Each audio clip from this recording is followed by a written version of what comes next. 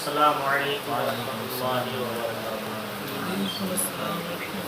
الحمد للہ الذی کفا وسلام علی عبادہ الذین اصطفیٰ، اما بعد فاعوذ باللہ من الشیطان الرجیم، بسم اللہ الرحمن الرحیم۔ یا ایھا الذین آمنوا قوا انفسکم واہلیکم نارا، آمنت باللہ وصدق العظیم وبلغنا رسولہ النبی الامین الکریم، ونحن علی ذلک لمن الشاہدین والشاکرین، والحمد للہ رب العالمین۔ ان معروضات سے پہلے ایک مرتبہ درود شریف سیدنا و شفیعنا مولانا محمد صلوات و سلام علیک یا رسول اللہ صلی اللہ تعالی علیہ وسلم۔ دیکھیے، اللہ تبارک و تعالیٰ نے قرآن مقدس میں ارشاد فرمایا، اور تبارک و تعالیٰ کا فرمان ہے کہ اے لوگوں، یا الناس، اے لوگوں، اپنے آپ کو اور اپنے اہل و عیال کو جہنم کی آگ سے بچاؤ، جس آگ کا ایندھن انسان اور پتھر ہے۔ یا ایھا الناس قوا انفسکم واہلیکم نارا۔ انسان جب باپ بنتا ہے تو ہر باپ کی یہ خواہش ہوتی ہے کہ میرے بچے دیندار ہوں، فرمانبردار ہو، نیکوکار ہو، لڑکی ہو تو لڑکی کے بارے میں والدین کے یہ خیالات ہوتے ہیں کہ میری بچی دیندار ہو، حضرت فاطمہ کی نقش قدم پہ چلنے والی ہو۔ لڑکا ہو تو لڑکے کے بارے میں یہی گمان رہتا ہے، ہاں وہ باپ کیسا ہو، چاہے وہ اپنے وقت کی شرابی ہی کیوں نہ ہو، بے نمازی ہی کیوں نہ ہو، ہر ماں باپ کی یہ خواہش ہوتی ہے کہ میرے بچے اچھے بچے بنے اور رہیں، ہے کہ نہیں؟ اچھا، اس چیز کے لیے بعض لوگوں نے بعض چیزوں کا معیار بنایا ہے کہ بچوں کی پرورش اچھے طریقے سے ہو اور حلال غذا کا اہتمام کیا جائے اور ان کو اچھی تربیت دی جائے، دینی تعلیم سے آگاہی کرائی جائے، یہ ساری چیزیں بتاتے ہیں۔ مگر اس سے ہٹ کے یہ سب چیزیں تو ہے ہی، یہ سب چیز ضروری اور لازمی ہے، مگر اس کے علاوہ بھی ایک اور چیز ہے جس کی طرف ہماری نگاہ کم جاتی ہے اور لوگ اس طرف دھیان کم دیتے ہیں۔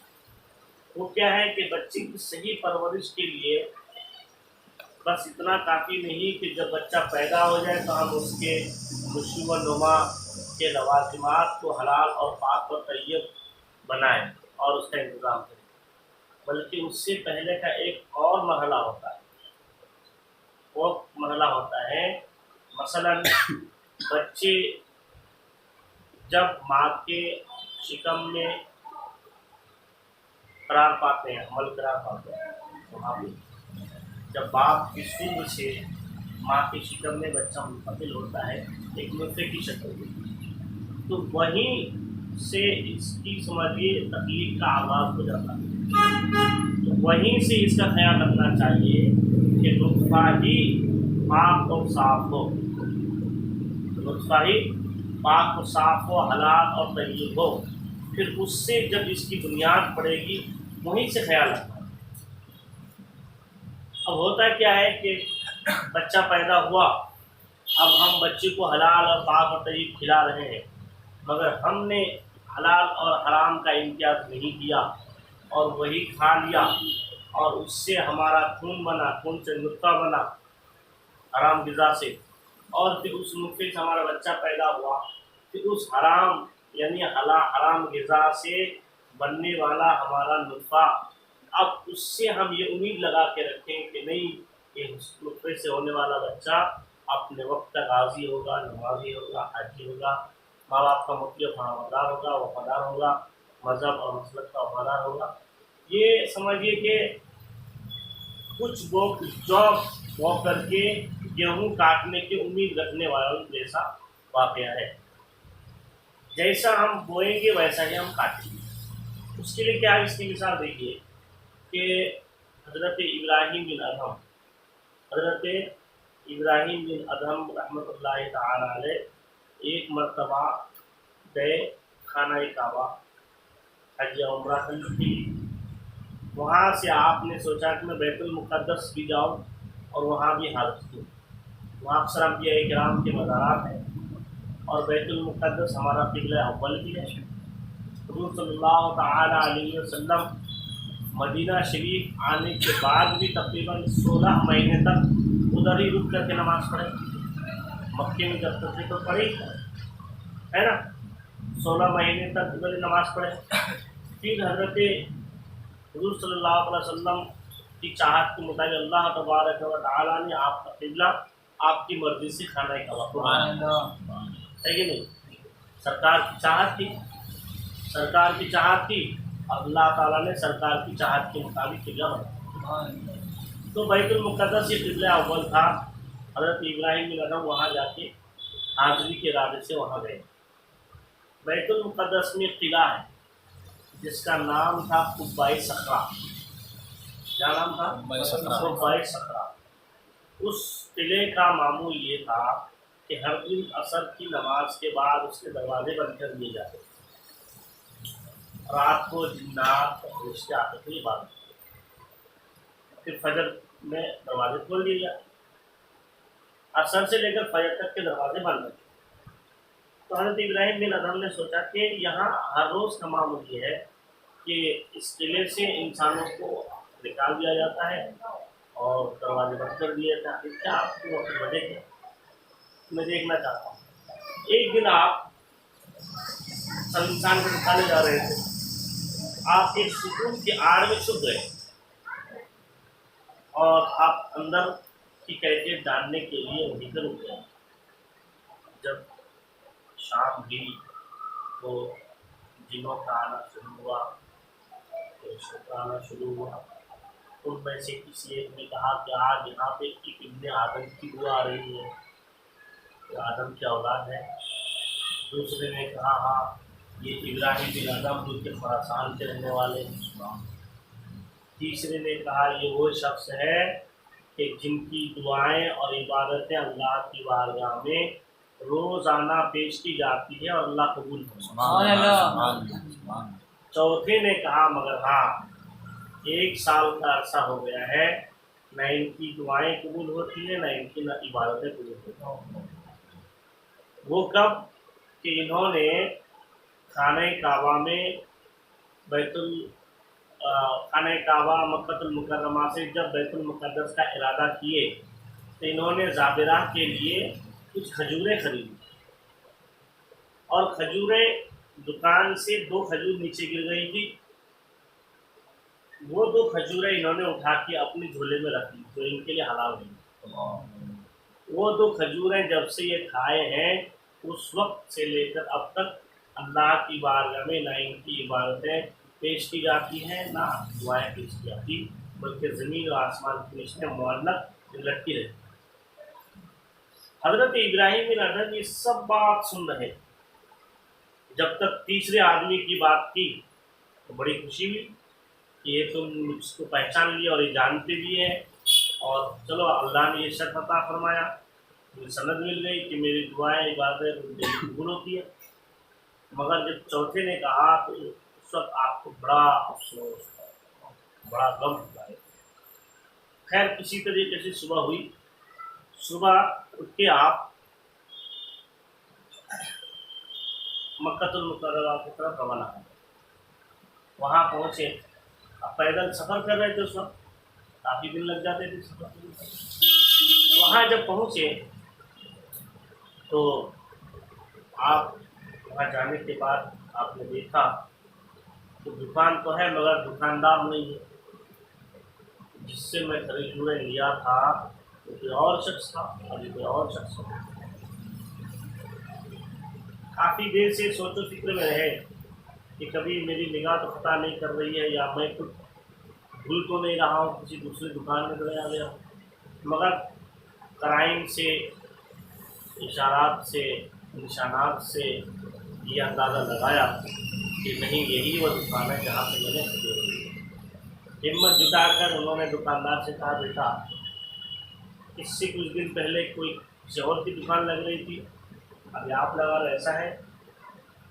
दुकान बदल गई या दुकानदार बदल गए? नौजवान ने कहा, नहीं दुकान तो वही पर दुकानदार बदल गए। वो मेरे वालिद मोहतरम थे, उनका इंतकाल हो गया, अब मैं उनकी जगह खजूरें बेच सकता।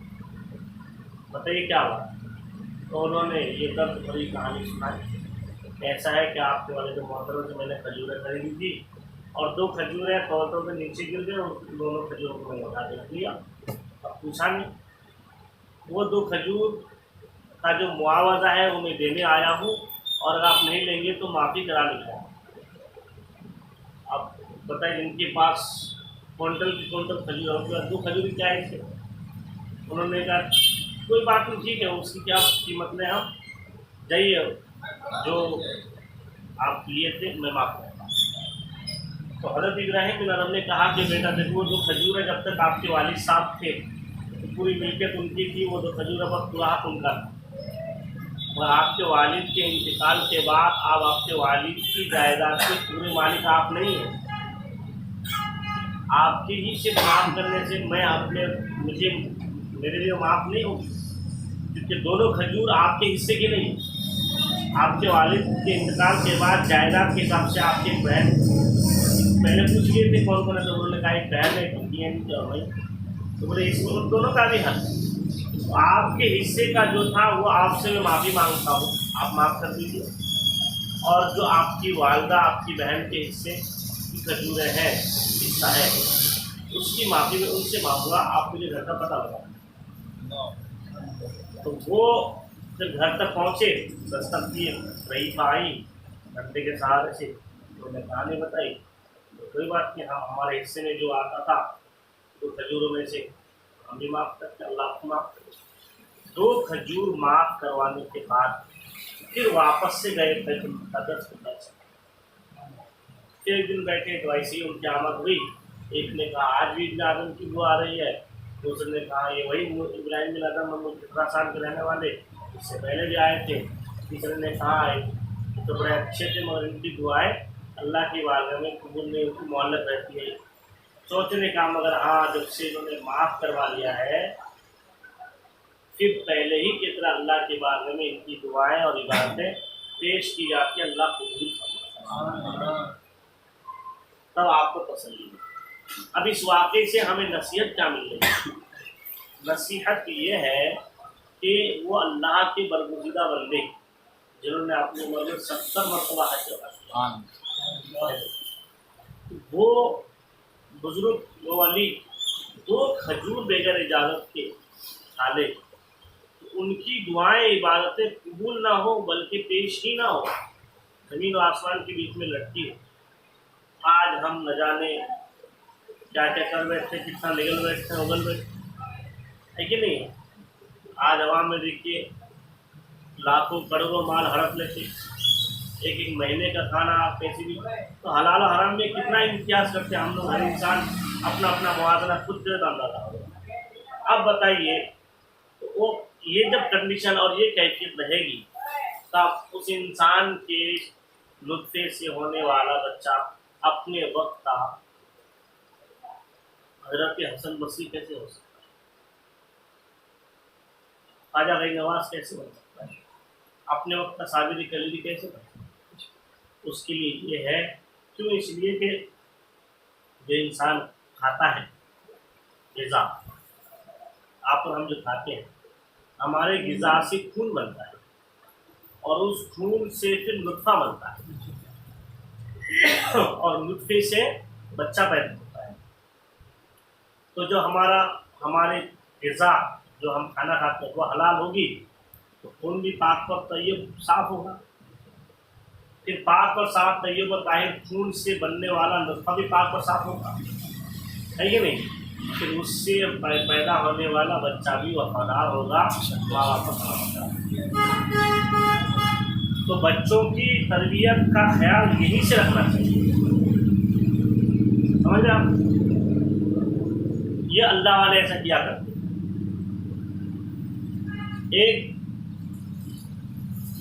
अल्लाह के वली थे,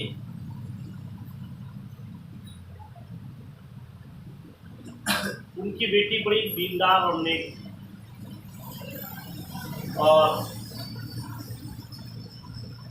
وہ بادشاہ وقت تھے، تو انہوں نے چاہا کہ میری بیٹی کے لیے میں ایک پاکیزہ اور متقی پرہیزگار لڑکے کا انتخاب کروں۔ تو انہوں نے ایک مسجد کے مؤذن کا انتخاب کیا۔ کافی دھندلا دیکھا انہوں نے۔ اب مثلاً میں امام ہوں، میں مؤذنوں کو آپ لوگوں سے زیادہ جانتا ہوں، تو کیا ہمارا سابقہ زیادہ رہتا ہے کہ نہیں؟ تو وہ امام بھی تھے، تو انہوں نے بادشاہ بھی تھے، تو اپنی بیٹی کے لیے انہوں نے مؤذن کا انتخاب کیا، کیونکہ انہوں نے دیکھا کہ یہ مؤذن تحقیق گزار ہے، بڑا نیک ہے۔ تو انہوں نے کہا کہ حضرت آپ میری بیٹی کا نکاح آپ سے پڑھانا ہے، میری بیٹی کا نکاح آپ سے ہوگا۔ تو انہوں نے کہا میں آپ بادشاہ کی بیٹی کے اخراجات میں کیسے برداشت کر پاؤں گا، میرے پاس نہ اتنے اسباب و وسائل ہیں اور نہ میرے پاس ایسے مکان ہیں۔ بولے نہیں، کچھ بھی ہو، آپ ہی ہو، میری بیٹی کے لیے آپ کا انتخاب ہوگا۔ ٹھیک ہے، شادی کرا دی، نکاح ہو گیا۔ اب نکاح ہوا تو 40 دن تک وہ اپنی بیوی سے ملے گی۔ کتنے دن تک؟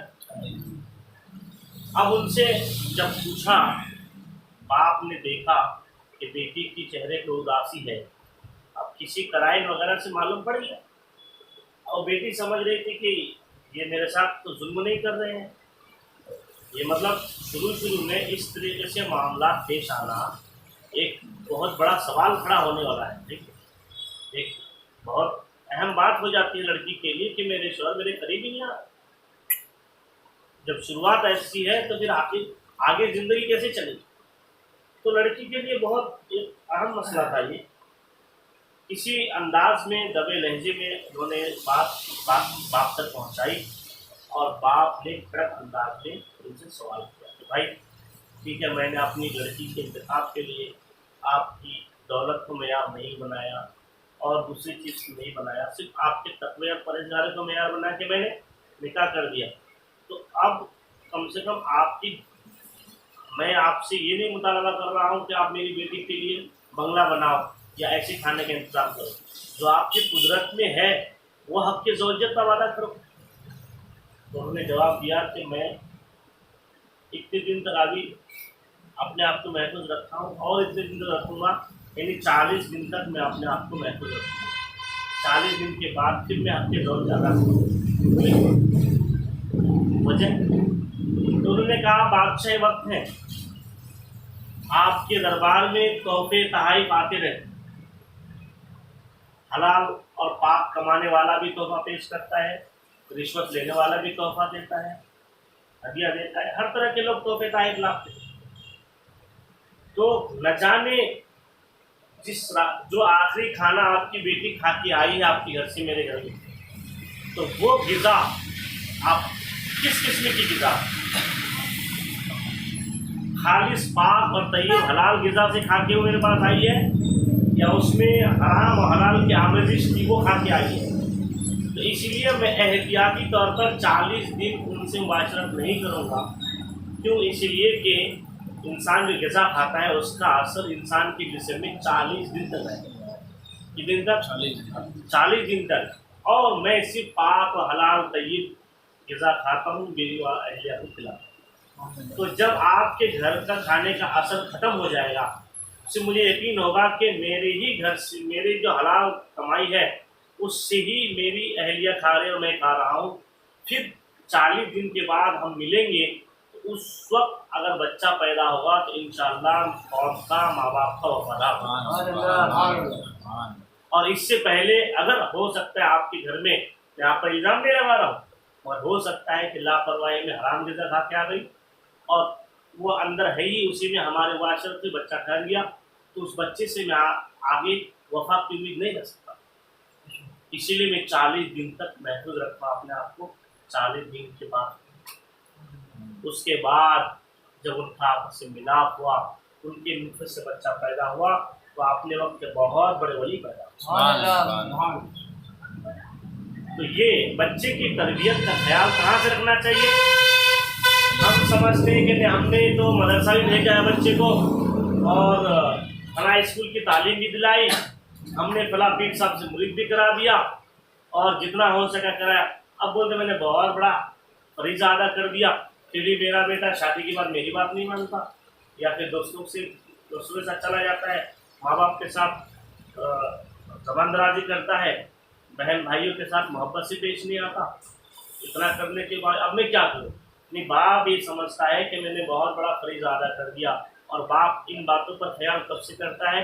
جب دنیا میں بچہ کھانے پینے لگتا ہے کہ آپ اس کو یہ سکھانا چاہیے، وہ سکھانا چاہیے۔ نہیں، باپ کا فریضہ جب باپ کی صلب سے نطفہ ماں کی شکم میں جاتا ہے تب سے ہی خیال رکھنا چاہیے۔ جب وہاں سے اہتمام ہوگا تو بچہ غوث اعظم نہیں تو غلام غوث اعظم ہوگا۔ یہ چیزیں ہیں، تو اولاد کی تربیت وہیں سے ہونی چاہیے، وہاں سے شروعات ہونی چاہیے۔ اللہ تبارک و تعالیٰ ہمیں آنے والی نسلوں کو اس پر عمل کی توفیق عطا فرمائے۔ اللہ تعالیٰ ہمیں رزق حلال کے اہتمام کی توفیق فرمائے۔ اللہ حرام غذا سے، حرام کمائی سے، حرام کاموں سے اللہ ہماری آپ کی حق تمام مسلمانوں کی آمین۔